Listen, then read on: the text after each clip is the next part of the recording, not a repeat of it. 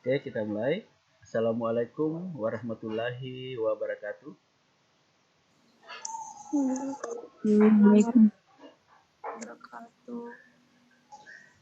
Dan selamat pagi menjelang siang.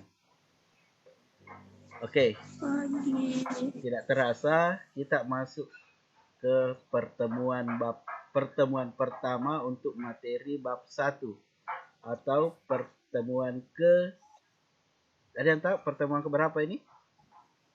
13. Ya, pertemuan, betul sekali, pertemuan ke-13. Ya, pertemuan ke-13. Jadi hari ini 13. ya betul, pertemuan pertama untuk materi bab 1. Nah, sekedar penyampaian yang nilainya tidak tuntas di materi bab 2, bab 1, silahkan ikut remedial. Ada nanti soal remedialnya, tolong dikerjakan sampai mendapatkan nilai 100. Jadi kalau kamu nanti kerjakan dapat 70, ulangi lagi. Ya, tolong diulangi lagi sampai mendapatkan nilai 100. Nah, untuk materi kita hari ini, kita masuk ke bab 1. Bisa diperhatikan layarnya masing-masing. Nah, di sini kalau bab 1 membahas tentang teks wacana, sekarang kita membahas tentang teks eksposisi. Jelas suara saya? Jelas, Pak. Oke. Nah, bab 2 membahas tentang teks eksposisi. Apa itu teks eksposisi? Tolong diperhatikan baik-baik. Jadi, judulnya bab 2, mengembangkan pendapat dalam eksposisi. Jadi ada gambaran eksposisi dan pendapat. Jadi teks eksposisi itu adalah teks yang digunakan untuk menyampaikan pendapat, gagasan, ide, sehingga orang yang mendengarkan pendapat kita, orang yang mendengarkan tulisan kita dalam bentuk teks eksposisi melaksanakan atau mengikuti apa yang kita inginkan. Saya ulangi lagi. Jadi teks eksposisi itu adalah teks yang digunakan untuk menyampaikan ide, pendapat, agar orang yang membaca tulisan eksposisi itu terpengaruh atau mengikuti apa yang kita inginkan. Misalnya saya penulis, misalnya saya penceramah. Ya, saya berpesan supaya kalian melaksanakan sholat 5 waktu. Nah, itu baru pendapat saya. Dalam teks eksposisi, kalian harus membacanya baik-baik. Kalau sudah dibaca, kalau kalian terpengaruh dengan apa yang ada dalam teks eksposisi, maka harapan penulis terkabulkan, atau ide penulis atau penceramah terkabulkan. Oke, kita lanjut. Ince Nurhalisa, bisa baca soal ini? Silahkan. Pernahkah kamu? Supaya kita ada feedback, silahkan Ince. Pernahkah kamu mendengarkan seseorang sedang mengungkapkan pandangan atau pendapatnya tentang sesuatu? Misalnya, kamu mendengarkan penjelasan dari seseorang tentang perlunya menjaga kebersihan lingkungan. Untuk meyakinkan pendengar atau pembaca tentang pentingnya menjaga kebersihan lingkungan hidup, pembicara atau penulis perlu menggunakan argumen. Jenis teks yang digunakan untuk menyampaikan pendapat adalah teks eksposisi. Pada pelajaran ini, kamu akan belajar pertama menginterpretasi makna dalam eksposisi, 2. mengembangkan isi eksposisi. 3. 3. Menganalisis struktur dan kebahasaan eksposisi.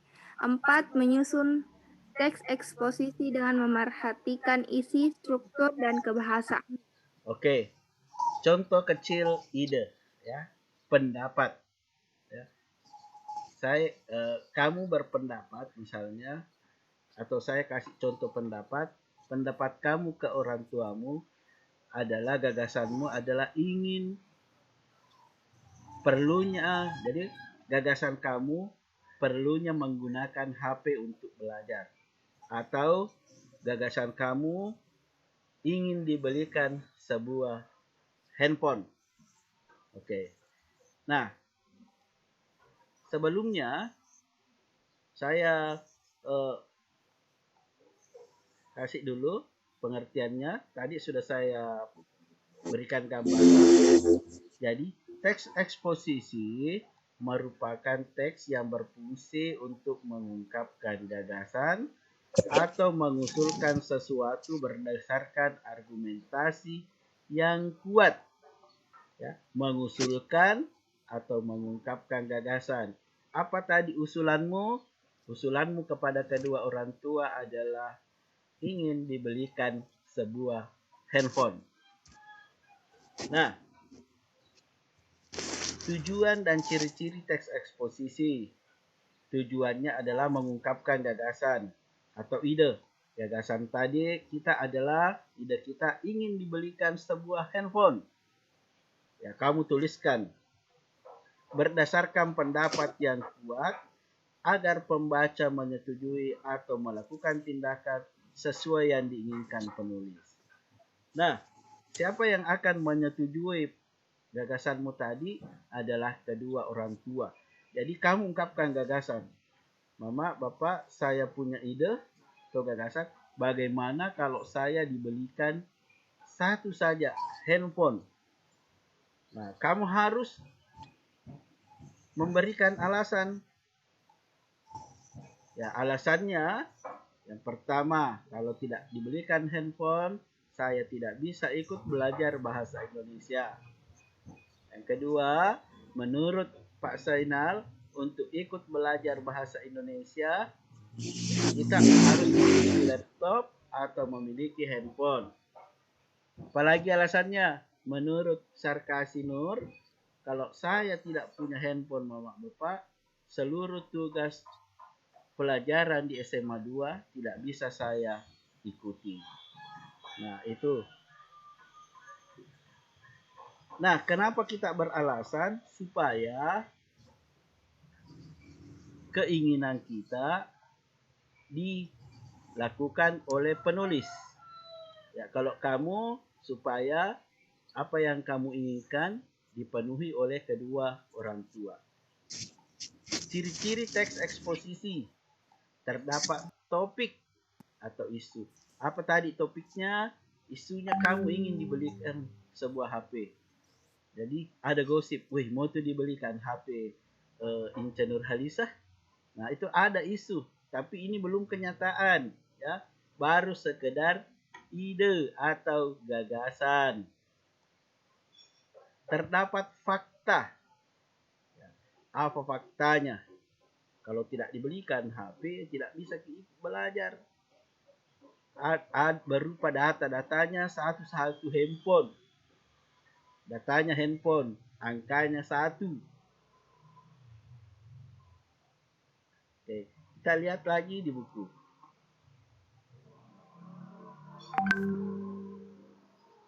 Oke, Sarkasi lagi yang baca. Sarkasi Nur.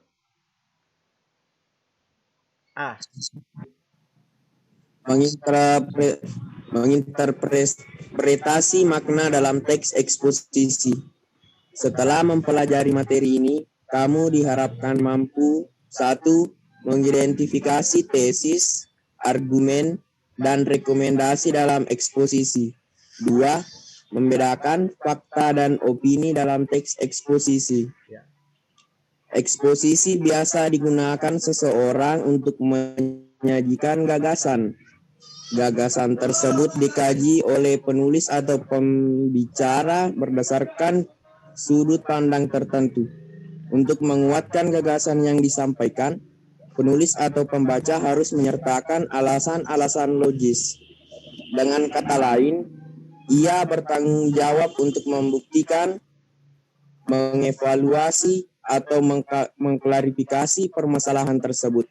Bentuk teks ini biasa digunakan dalam kegiatan ceramah, perkuliahan, pidato, editorial, opini, dan sejenisnya. Oke, terima Untuk kasih. dapat memahami teks eksposisi dengan baik. Oke, terima kasih Sarkasih. Nah, di sini eksposisi jadi biasa digunakan seseorang untuk menyajikan gagasan. Oke, tadi saya sudah jelaskan. Nah, di mana biasa digunakan teks eksposisi? Misalnya penceramah. Kok bisa, Pak? Jadi kalau saya ke masjid, saya mendengarkan penceramah, apakah itu contoh teks eksposisi? Betul sekali. Misalnya, kamu ke masjid sholat Jumat, terus ada ceramah Jumat. Nah, coba perhatikan, atau bukan cuma sholat Jumat, kalau perempuannya ke masjid mendengarkan ceramah, atau kalian mendengarkan ceramah di YouTube, perhatikan. Di situ, di ceramah itu, ada pendapatnya penceramah. Misalnya, pendapatnya kita disuruh berpuasa setiap Senin dan Kamis. Idenya itu penceramah, kita disuruh berpuasa Senin Kamis. Ya, itu idenya. Nah, kemudian dikasihlah argumen. Apa argumennya? Bahwa orang yang berpuasa pada hari Senin dan Kamis berarti mengikuti sunnah Nabi. Ingat, kalau sunnah itu dijalankan mendapatkan pahala, tidak dijalankan tidak apa-apa. Nah, itu argumennya. Nah, direkomendasikan lagi, menurut para dokter atau tim ahli, bahwa orang yang berpuasa, rutin berpuasa, terhindar dari berbagai macam penyakit. Jadi tadi tesisnya kita disuruh berpuasa Senin Kamis. Argumennya menurut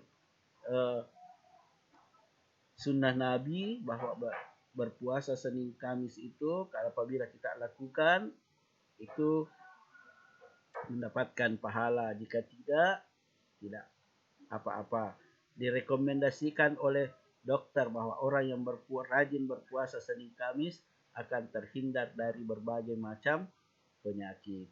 Kalau kita lakukan apa yang disampaikan tadi ini penceramah, maka tercapailah keinginan dari penceramah atau penulis. Karena itulah yang diinginkan. Jadi rata-rata penceramah di masjid itu kategorinya adalah teks eksposisi. Karena ada yang disampaikan untuk kita laksanakan, berbakti kepada orang tua, bersedekah, perkuliahan, ya kalau perkuliahan ya silakan kuliah sesuai dengan waktunya, berpidato, apa judul pidatomu tentang kebersihan lingkungan, editorial itu biasanya kalau ada masalah yang terjadi kemudian dipaparkan untuk dicarikan solusinya. Opini, ya kalau opini itu belum fakta, masih sebatas opini, belum kejadian. Nah, kita lanjut. Nur Hikmah lagi yang baca.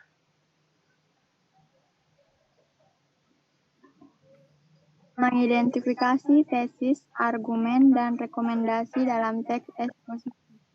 Kegiatan mendengarkan dan membaca teks eksposisi banyak sekali manfaatnya. Salah satunya, kamu akan mengetahui keterkaitan antara permasalahan dengan argumen yang disajikan. Dengan menelaah argumentasi yang disampaikan penulis atau pembicara, kamu akan dapat meyakini lalu menerima pendapat yang disampaikan. Namun, jika argumen yang disampaikan lemah dan tidak meyakinkan, kamu dapat saja menolak pendapat yang disampaikan. Salah satu bentuk komunikasi lisan yang menggunakan teks eksposisi adalah berpidato. Sebagaimana diketahui, pidato merupakan kegiatan berbicara di depan umum untuk menyatakan pendapat atau memberikan gambaran tentang suatu hal. Oke, terima kasih. Ya, terima kasih Nur Hikmah. Nah, kita ke tadi ini sudah saya jelaskan bagaimana strukturnya teks eksposisi. Nah, tesis. Ya, seperti yang digambarkan tadi di buku, ini ada tesis, argumen, ada rekomendasi. Apa itu tesis? Bagian ini berisikan pendapat. Pendapat atau prediksi sang penulis yang tentunya berdasarkan sebuah fakta. Pendapat tadi, kamu tadi, gagasanmu ingin dibelikan handphone. Kalau penceramah tadi, pendapatnya barang siapa yang berpuasa Senin Kamis akan terhindar dari penyakit. Nah, di sini ada fakta, ya. Jadi ada, kalau tidak dibelikan handphone ya kemungkinan besar kamu tidak ikut belajar. Jadi fakta berdasarkan fakta. Masih berdasarkan fakta. Bagian ini berisikan pendapat. Apa pendapatmu? Apa pendapatnya penceramah? Nah, kemudian argumentasi. Bagian ini berisi tentang pendapat-pendapat atau argumen yang mendukung pernyataan penulis. Memaparkan serangkaian argumen yang disertai dengan bukti atau fakta. Berarti ini fakta lagi untuk memperkuat pemaparan atau argumen. Jadi tesis, fakta, argumentasi juga ada fakta. Nah, kalau argumentasinya tadi idemu ingin dibelikan handphone, tadi tesisnya kamu berpendapat kepada orang tua minta dibelikan pentingnya memiliki handphone. Apa argumentasinya? Ya, satu, handphone digunakan untuk belajar secara daring. Kedua, tidak memiliki handphone berarti tidak bisa ikut pelajaran bahasa Indonesia. 3, kamu bisa paparkan lagi, seluruh mata pelajaran di SMA 2 Sidrap bisa diakses menggunakan handphone. 4, guru-guru di SMA 2 Sidrap mengajar atau menyampaikan materi melalui handphone atau laptop. Ya. Kemudian ditegaskan lagi, ini merupakan biasanya bagian akhir. Jika kita tidak menggunakan atau memiliki handphone, maka tamatlah riwayat kita untuk belajar di SMA 2 Sidrap. Itu ditegaskan ulang namanya. Jadi inilah struktur dari teks eksposisi. Ada tesis atau bagian di mana kita mengeluarkan pendapat, ada argumen. Ya, di sini berisi argumen-argumen atau pendapat yang mendukung, ya, mendukung fakta. Di sini ada fakta. Di sini juga penegasan ulang harus ada fakta. Jadi tesis ada fakta, argumentasi ada fakta, penegasan ulang juga fakta. Fakta yang ada di argumentasi dan fakta yang ada di dalam penegasan ulang mendukung fakta yang ada di tesis. Itu. Nah, jadi tesis itu pernyataan pendapat, argumentasi, ya adanya pendapat-pendapat yang disebutkan karena ini, ya, penegasan ulang, ya ditegaskan kembali berdasarkan juga fakta. Ini nanti saya share di. Oke, kita ambil contoh teks eksposisi di buku.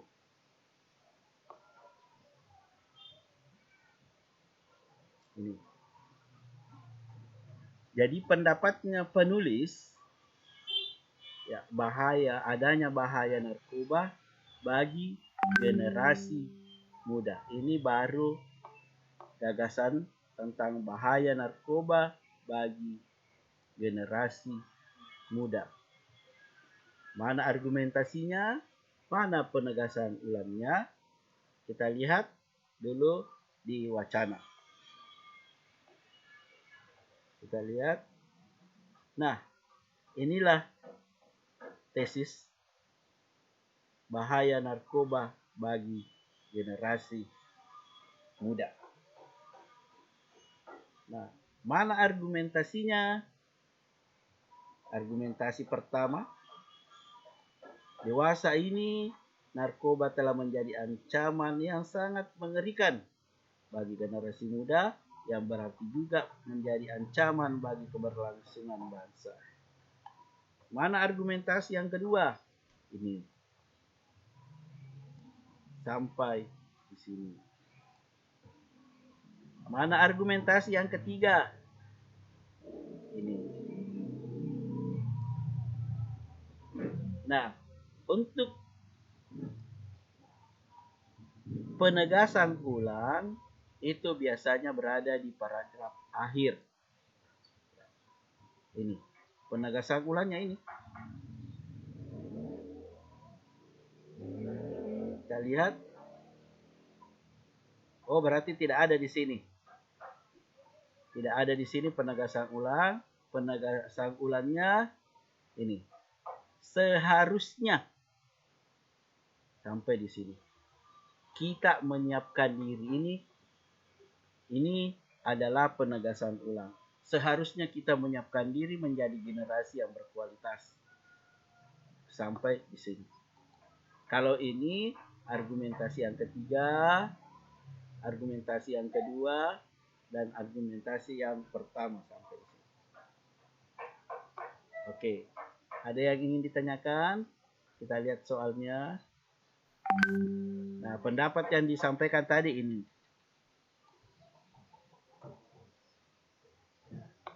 Argumen yang disampaikan.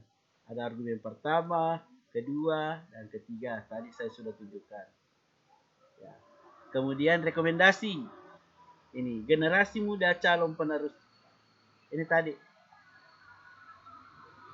Ini. Sebagai generasi muda calon penerus perjuangan bangsa, sudah seharusnya kita menyiapkan diri sebagai generasi yang berkualitas. Diambil sampai di sini. Nah, ini didasari, ini faktanya. Oke, ada pertanyaan? Kayaknya ini agak gampang materinya. Ada pertanyaan tentang teks eksposisi. Jadi intinya teks eksposisi adalah tes yang digunakan untuk menyampaikan pendapat, menyampaikan ide, menyampaikan gagasan agar orang lain memenuhi apa yang kita idekan, apa yang kita gagas. Ciri-cirinya, strukturnya teks eksposisi ada 3. 1 tesis, 2 argumentasi, 3 rekomendasi. Oke, ada yang ingin bertanya sebelum kita absensi? Oke, tidak ada ya? Kalau tidak ada, silahkan dinyalakan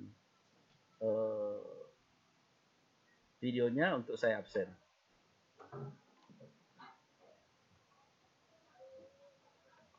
Yang sium user, namanya siapa nak? Yang pakai, ya tidak ada namanya sium user. Namanya siapa? Yang Rizky ya. Oke, masih Nuriani, tolong dinyalakan. Oke, sudah Rizky, nyalakan kembali videonya, belum saya absen. Rizky. Oke, ya. Saya absen, saya cek dulu siapa yang belum menyala ini supaya. Oke, sudah menyala semua. Oke, 1, 2, 3. Kalau absen begini cepat. Kalau absen satu-satu lama. Oke, karena tidak ada lagi yang bertanya. Oke, tidak ada ya. Oke, kalau tidak ada, kita lanjut ke WA. Apa yang saya sampaikan tadi kembali saya sampaikan melalui WhatsApp, bisa juga kamu akses di Classroom. Ada semua di situ. Oke, dengan ucapan alhamdulillahirrahmanirrahim. Pertemuan ke berapa? Ke berapa? 13. Ya, 13. saya nyatakan sudah selesai. Kita lanjut di grup WhatsApp. Assalamualaikum warahmatullahi wabarakatuh.